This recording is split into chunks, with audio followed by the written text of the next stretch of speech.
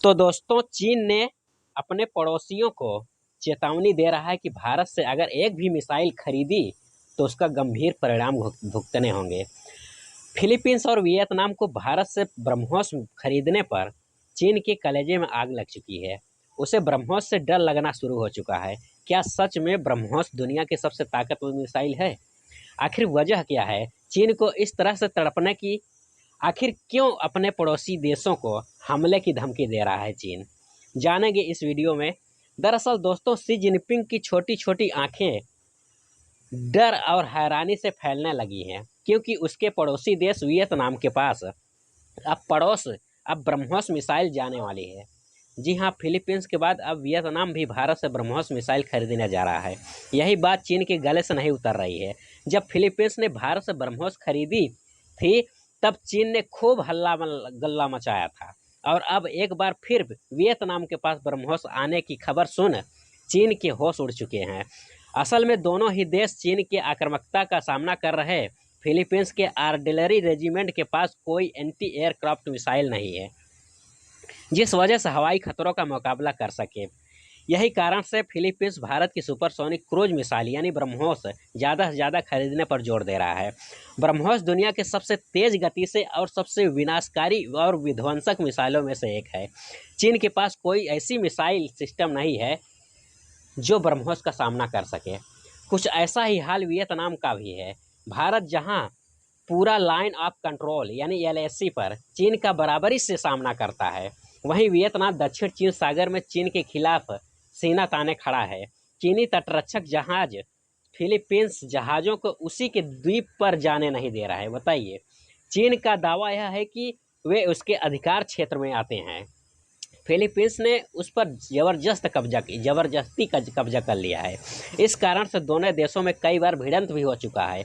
Philippines ने चीन की आक्रामकता का काट खोजने के लिए अपनी सैन्य शक्ति को बढ़ाने का फैसला किया है, और इसलिए वह अपनी सेना में ब्रह्मोस जैसी घातक मिसाइलें शामिल करने जा रहा है।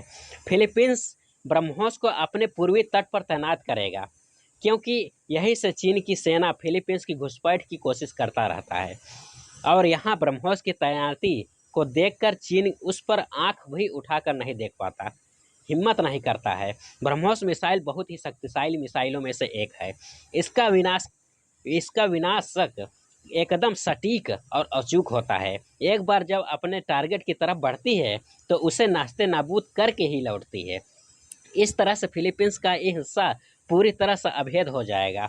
जब वियतनाम ने देखा कि फिलीपींस के लिए ब्रह्मोस का सौदा काफ़ी फायदेमंद साबित हुआ, तब ताइवान ने भी भारत से ब्रह्मोस खरीदने का मन बना लिया।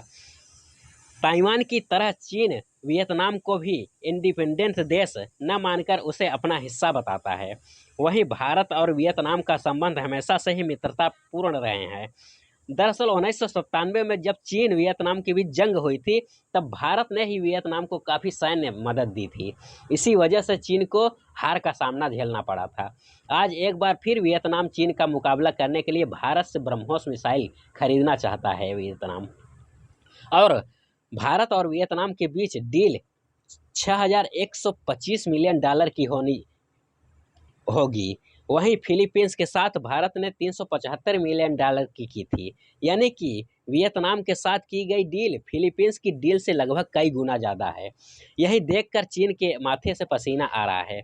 चीन के विदेश मंत्री ने कहा कि भारत जानबूझकर उसके पड़ोसी देशों को घातक हथियार सप्लाई कर रहा है, जबकि वो जानता है कि इसका इस्तेमाल चीन की सेना के खिलाफ ही करेगा। इस तरह भारत चीन की पड़ोसी देशों के साथ उसके संबंध खराब करने की कोशिश कर रहा है। इस तरह भारत चीन के पड़ोसी देशों के साथ उसके संबंध खराब करने की कोशिश कर रहा है, और चीन इस बात को स्वीकार नहीं करेगा। इतना ही नहीं, वियतनाम को धमकी दे डाली है कि अगर तुमने भारत से घातक हथियार यानी ब्रह्मोस मिसाइल खरीदी तो उस पर अपनी सबसे ताकतवर मिसाइल यानी DF-17 से हमला कर देगा। जबकि अभी ये डील हुई ही नहीं, केवल इस पर बातचीत ही चल रही है कि चीन को आग लगना शुरू हो चुकी है। चीन की जो S-400 जो रूस से खरीदा है चीन, वो भी भारत में बनी दुनिया की सबसे तेज क्रूज मिसाइल यानी ब्रह्मोस का कुछ भी नहीं बिगाड़ सकती, उसे बिल्कुल रोक ही नहीं सकती। S-400 भले ही दुनिया की बेहतरीन हवाई प्रणाली की हो, लेकिन वो ब्रह्मोस को रोकने में असमर्थ है।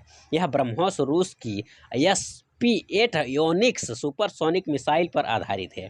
इसका नाम दो नदियों यानी भारत की ब्रह्मपुत्र नदी और रूस की मास्कोवा नदी, दोनों नदियों के नाम से रखा गया है इस ब्रह्मोस को। दावा किया जाता है कि ये एंटी क्रूज मिसाइल के रूप में दुनिया के सबसे तेज मिसाइलों में से एक है।